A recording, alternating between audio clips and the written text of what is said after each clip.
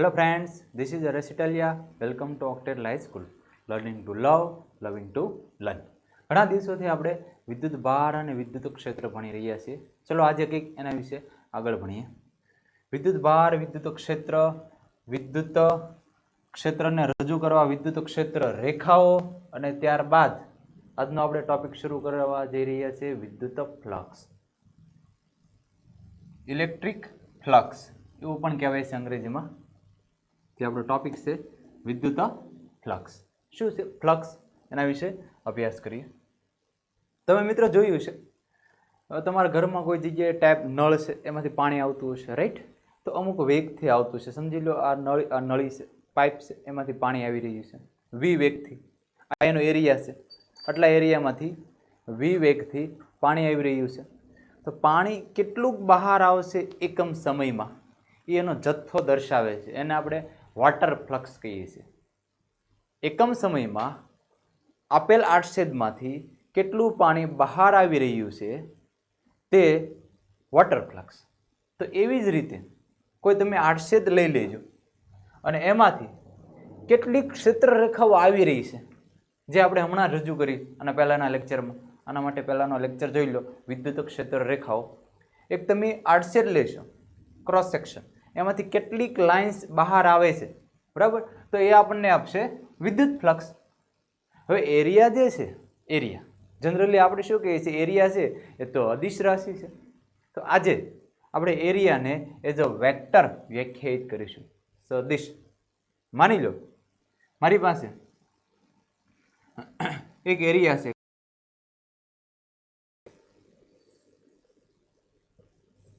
આટલો એરિયા છે. તો આ એરિયા તો છે અને લંબાઈ પહોળાઈ હશે, લંબાઈ પહોળાઈ આનો એરિયા થશે એ. અને આપણે સદિશ કેવું છે તો શું કહેવાનું? તો આ જે એરિયા છે એને લંબ દોરો. લંબ એ કોઈ ડાયરેક્શન નક્કી કરી દો, એન. એરિયાને લંબ એક વેક્ટર દોરો. એ વેક્ટરનું મૂલ્ય આના એરિયા જેટલું. તો આ ક્ષેત્રફળને આપણે એક સદિશના સ્વરૂપમાં રજૂ કરવું. પોતાની એક ડાયરેક્શન છે. કઈ? ક્ષેત્રને લંબ.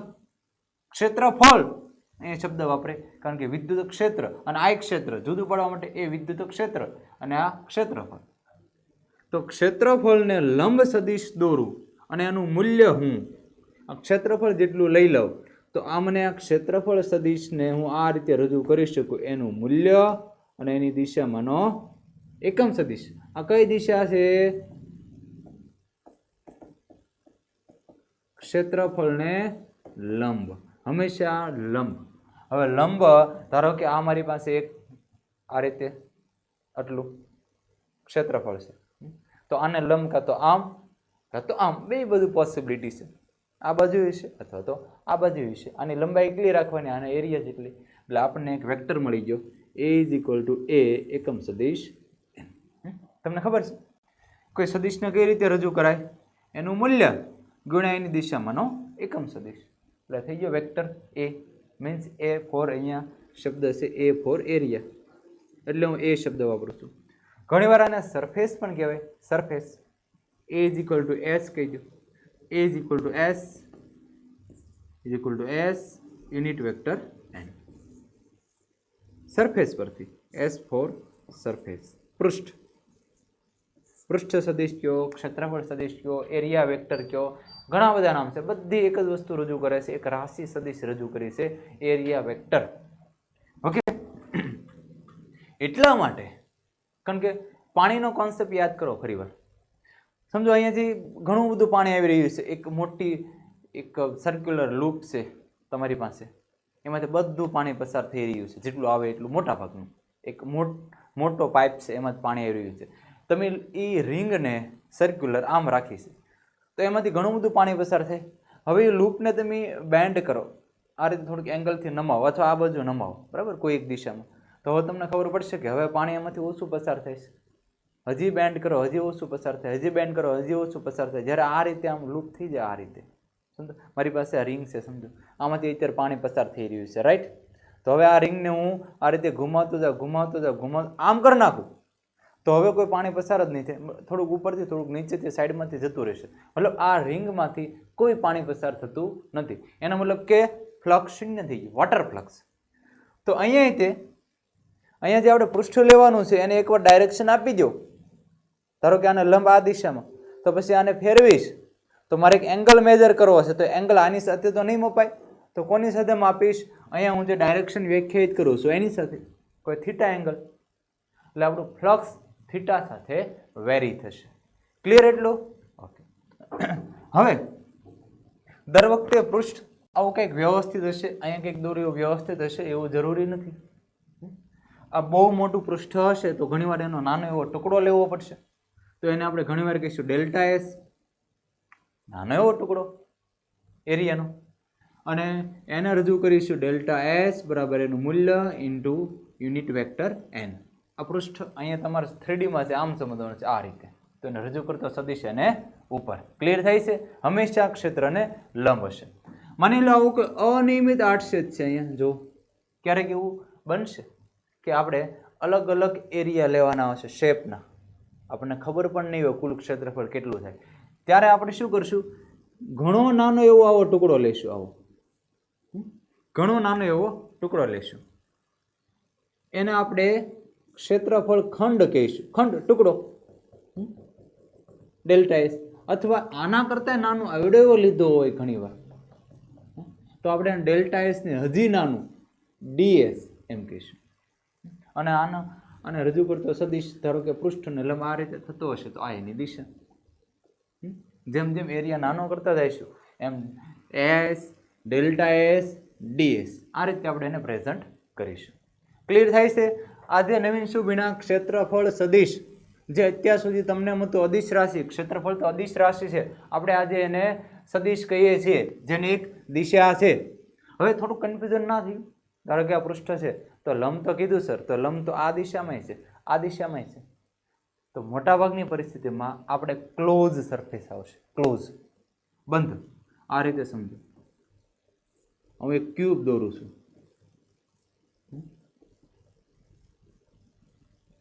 અને કેટલી બાજુ હશે કે આ બાજુ, એક પાછળની બાજુ, એક ઉપર નીચે, લેફ્ટ રાઈટ, આ રીતે ક્યુબ છે. તો આને મારે અલગ અલગ આ જે ક્ષેત્ર હોય, એક આ બને છે, એક આ પાછળનું બને છે, એક નીચેનું બને છે, તો એ બધાને રજૂ કરવા માટે વેક્ટર દોરીશ. તો વેક્ટર હંમેશા ક્ષેત્રને લંબ પણ પૃષ્ઠની બહાર તરફ, એટલે આને રજૂ કરતો સદિશ બહાર, આને રજૂ કરતો સદિશ આ બાજુ, આને રજૂ કરતો સદિશ આ બાજુ, ઉપરનું આ જે સરફેસ છે એને રજૂ કરતો સદિશ એની ઉપર, આ છે સામેની સાઈડ ફ્રન્ટ, એના માટે બહાર, અંદરની સાઈડ આ છે એના માટે અંદર, પૃષ્ઠમાંથી બહાર તરફ લેશું હંમેશા. એના માટે એક સિમેટ્રિકલ આપણી પાસે છે જ ખ્યાલ કે શું, જ્યારે બંધ પૃષ્ઠ હોય ત્યારે પૃષ્ઠની બહાર તરફ, ખુલ્લી સપાટી હોય ત્યારે તમારી પાસે બે ઓપ્શન છે. ક્લિયર? ઓકે, આગળ વધીએ. આટલો કોન્સેપ્ટ ક્લિયર થઈ ગયો છે આઈ થિંક. ઓકે, થોડીક ડેફિનેશન પર જઈએ. શું ડેફિનેશન છે? આપણે જોઈએ છે વિદ્યુત ફ્લક્સ, જેને આપણે દર્શાવીશું ફાઈ.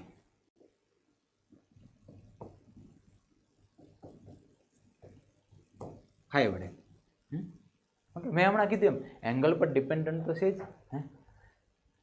આપેલ બિંદુએ વિદ્યુત ક્ષેત્ર ઈ ને લંબ, ધારો કે આ બધું વિદ્યુત ક્ષેત્ર છે, કોઈક રીતે આપણે મેળવ્યું છે. ચલો આમ હું દોરી દઉં. આ કોઈ મેં બિંદુ પસંદ કર્યું, તો અહીંયા કોઈ એક દિશામાં મેં તીર દોરીને બતાવી છે કઈ દિશા, એ દિશામાં વિદ્યુત ક્ષેત્ર છે. તો તમે આ ક્ષેત્રમાંના આપેલા કોઈ બિંદુ પાસે તમે એક નાનો એવો ક્ષેત્રફળ ખંડ ડેલ્ટા એસ મૂકો, નાનો સમતલ એ મૂકીએ તો તેમાંથી પસાર થતી ક્ષેત્ર રેખાઓની સંખ્યા હું અહીંયા આ રીતે મૂકું. ચલો આટલો એક કલર ચેન્જ કરું, તમને વિઝિબલ રહે સારી રીતે. આ રીતે ચલો, તો મારા ખ્યાલથી તો 1 અને 2 લાઈન પસાર થાય છે. સંખ્યાથી 2. માની લો કોઈ ક્ષેત્ર આ રીતનું છે,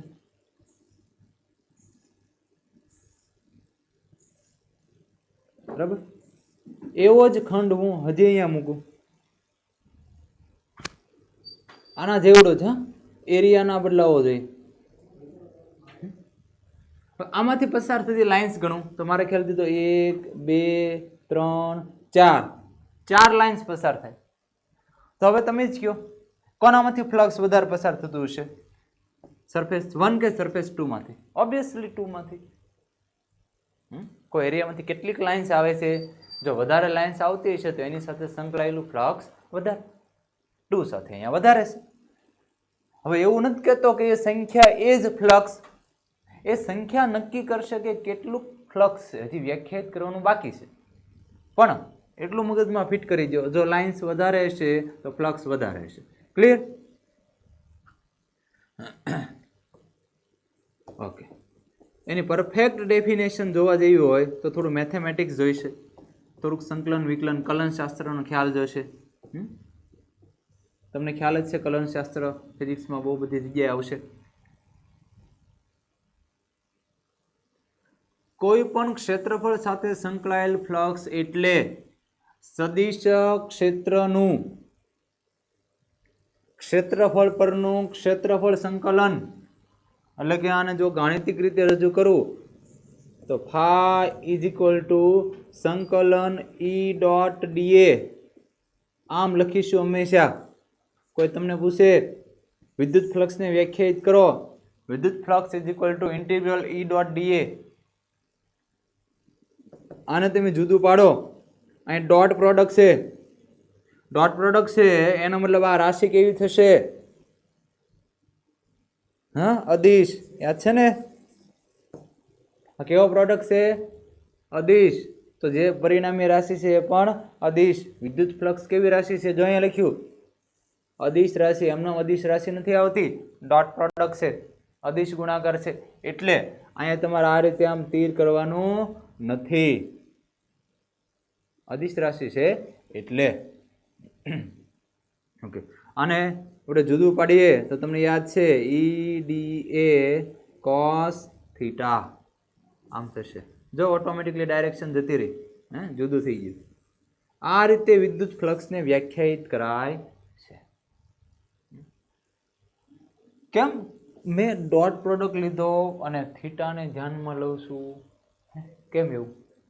એનું કઈ રીઝન છે? સમજ. ચલો, કેમ એવું થાય?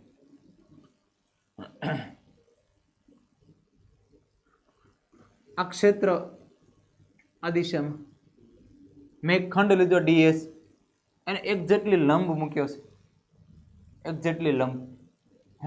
તો અહીંયા સમજો, એક તો ક્ષેત્રફળ સદિશ ઈ અને એક ડેલ્ટા એસ. આ બંને વચ્ચેનો એંગલ અત્યારે થીટા છે. કેટલો છે? 0 કે 90? 0 કે 90? આ ફિલ્ડ, આ ક્ષેત્રફળ અને રજૂ કરતો સદિશ આ બાજુ,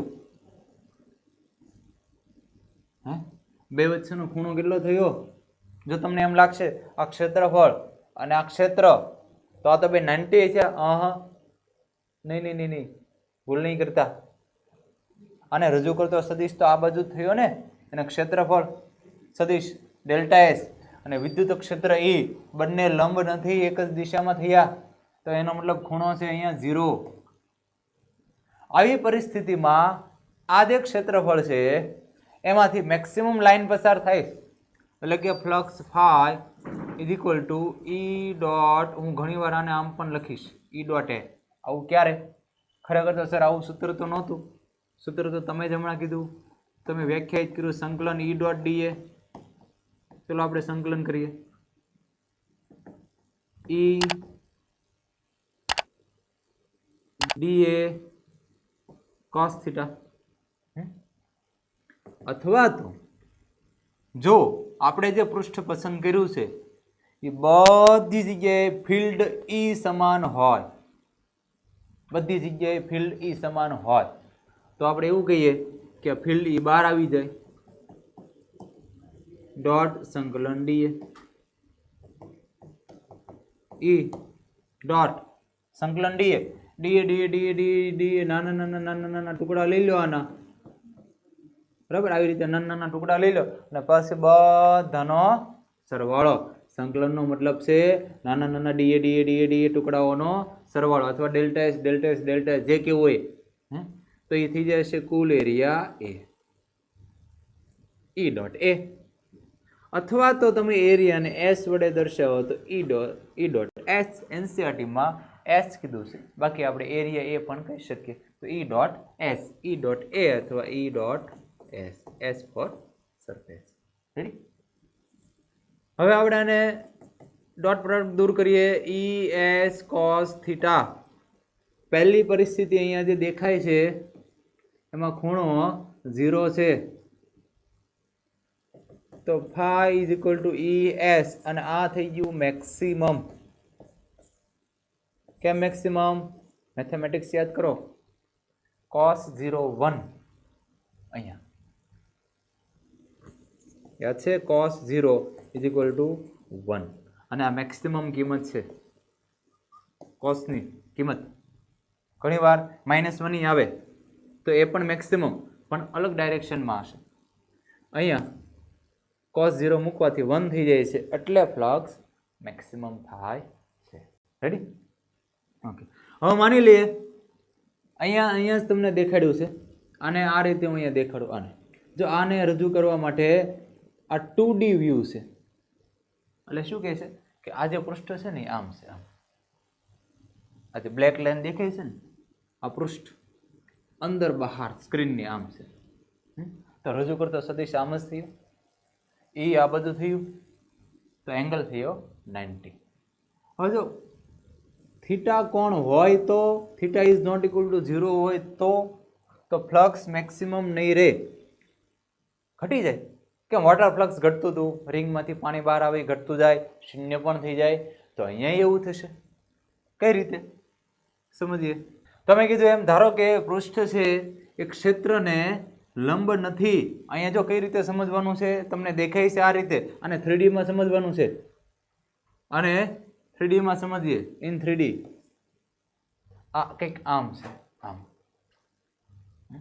આ રીતે, આ રીતે નથી, કંઈક આ રીતે નમેલું છે, આમ સમજો, આમ આમ, એટલે એને અથવા આમ સમજો, આમ પૃષ્ઠ આમ છે, આમ નથી, આમ છે.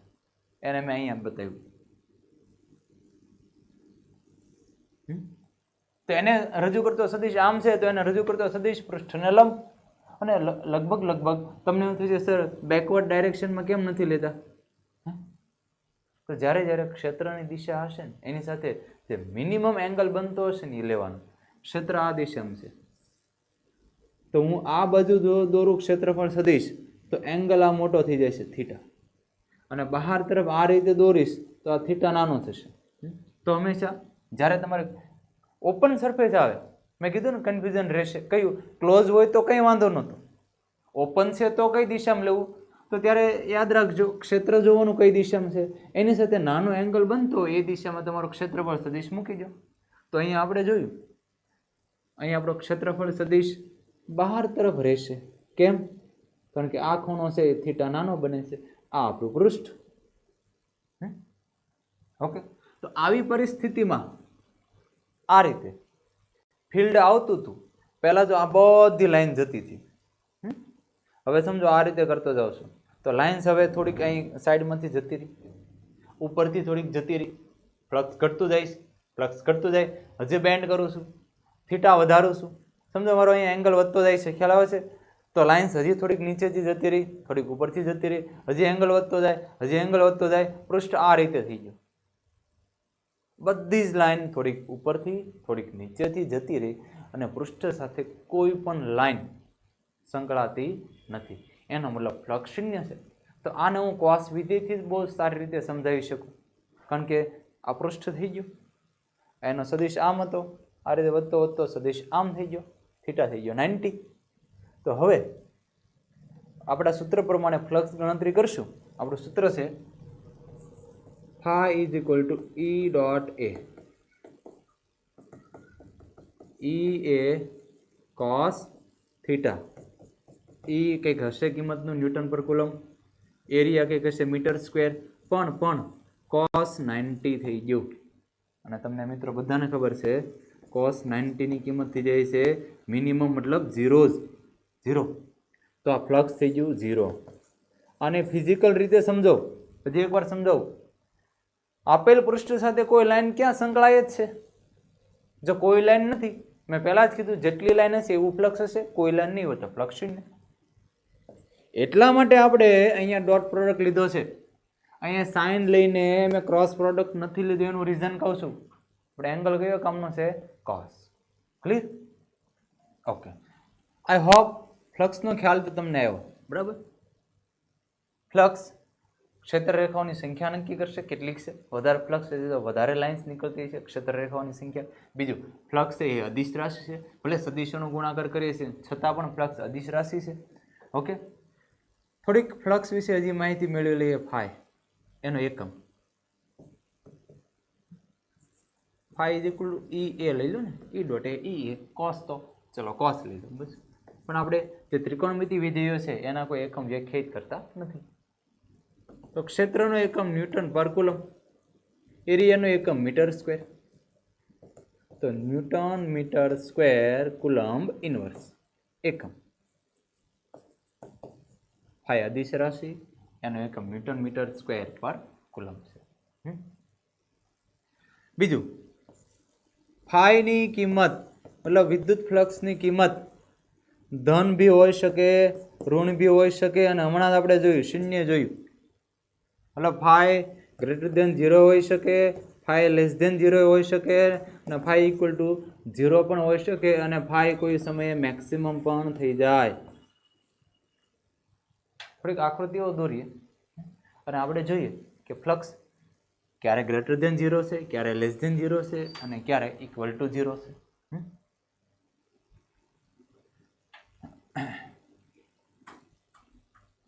માની લો મારી પાસે આવો એક પૃષ્ઠ છે કોઈ અનિયમિત આકારનું, બંધ છે. ચલો બંધ.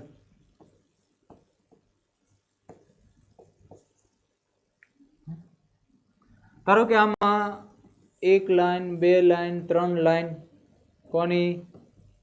વિદ્યુત ક્ષેત્રની આવી રહી છે. ઓકે.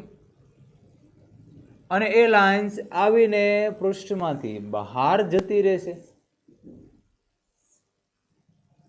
તો ઘણીવાર ફ્લક્સ લાઇન પરથી આપણે ફ્લક્સ મેળવશું. આને ફ્લક્સ લાઇન પણ કહેવાય.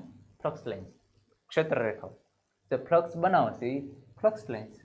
તો અહીંયા ફાઈ કઈ રીતે ગણવાનું છે? Lines, number of lines in minus number of line out. 3 આવે છે, 3 જાય છે, 0. મારો કહેવાનો મતલબ કે પૃષ્ઠમાં જેટલી લાઈન આવે એટલી લાઈન જતી રહે તો એની સાથે સંકળાયેલું ફ્લક્સ શૂન્ય. જેટલી લાઈન આવે એટલે જતી રહે તો સંકળાયેલું ફ્લક્સ શૂન્ય. હવે માની લો એક લાઈન અહીંયા આવે જ છે, અહીંથી જતી નથી, તો કંઈક ફ્લક્સ મળશે. પણ એક ફ્લક્સ એમ નહીં કહીએ, કંઈક હશે. એની કિંમત આ રીતે નહીં મળે. આ તો એક આઈડિયા છે લાઇન્સ પરથી. હવે માની લો આમાંય નહીં. ધારો કે કોઈ આવું પૃષ્ઠ છે આપણી પાસે, એમાંથી લાઇન્સ બહાર જાય છે. આમાંથી લાઇન્સ બહાર જાય છે, માત્ર બહાર જાય, અંદર કોઈ આવતી જ નથી. તો જ્યારે કોઈ પૃષ્ઠમાંથી લાઇન્સ બહાર જતી હોય ત્યારે એનું ફ્લક્સ ફાઈ ગ્રેટર દેન 0 એટલે કે ધન હશે. કેમ ખબર? હજી થોડોક આઈડિયા આપું તમને. આવું ક્યારે હશે ખબર? અહીંયા કોઈ વિદ્યુત ભાર ધન મૂકેલો હશે એટલે આવું થાય. એટલે કે ધન વિદ્યુત ભાર ધરાવતું કોઈ પૃષ્ઠ હશે જેની અંદર ધન વિદ્યુત ભાર છે, તો એની સાથે સંકળાયેલું ફ્લક્સ ધન હશે. અને એ જ રીતે હવે તમને ઓટોમેટિકલી આઈડિયા આવતો હશે કે જો આવું કોઈ પૃષ્ઠ છે અને એમાં કોઈક જગ્યાએથી લાઇન્સ આવે છે,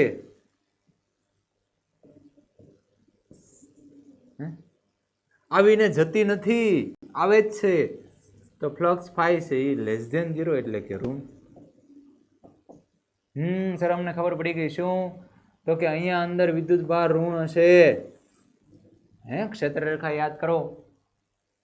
ઋણ વિદ્યુત ભાર પર અનંતથી લાઇન્સ આવતી છે.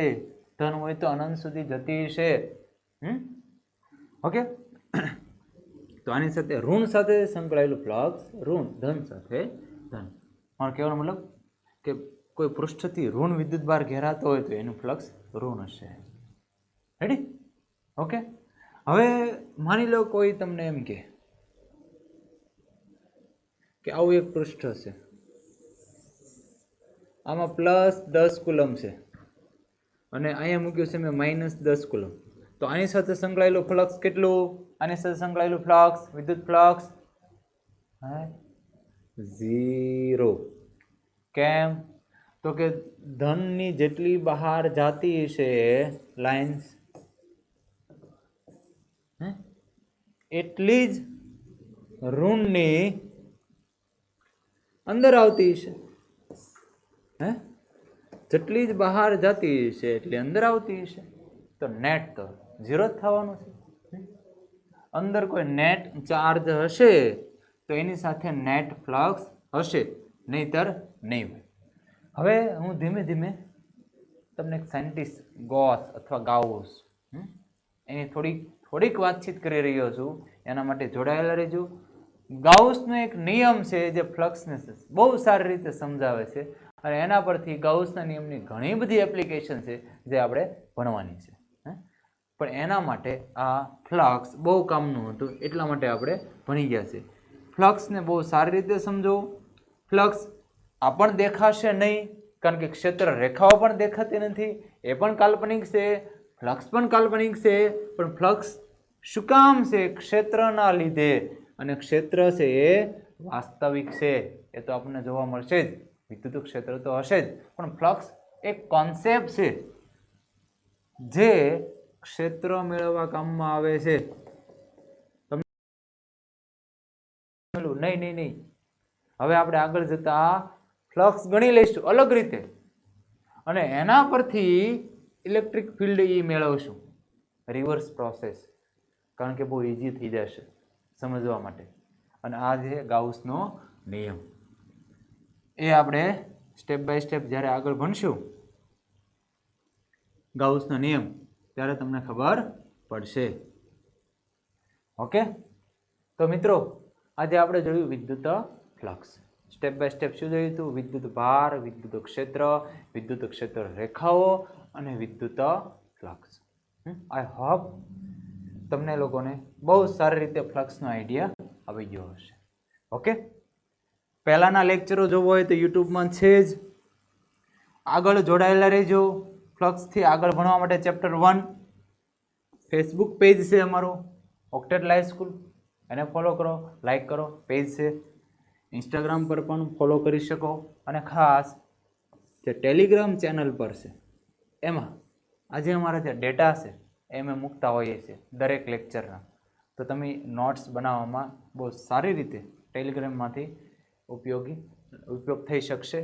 તમે આમાંથી ઉપયોગ કરી શકો. ડિજિટલ પ્લેટફોર્મ છે તો આ બધી વસ્તુ તો જોઈશે, પણ એનો બહુ કાળજીપૂર્વક ઉપયોગ કરજો. ઓકે મિત્રો, તો આ સાથે આપણે લેક્ચરને કરીએ છીએ સમાપ્ત. ફરીવાર થેન્ક યુ. લર્નિંગ ટુ લવ, લવિંગ ટુ લર્ન.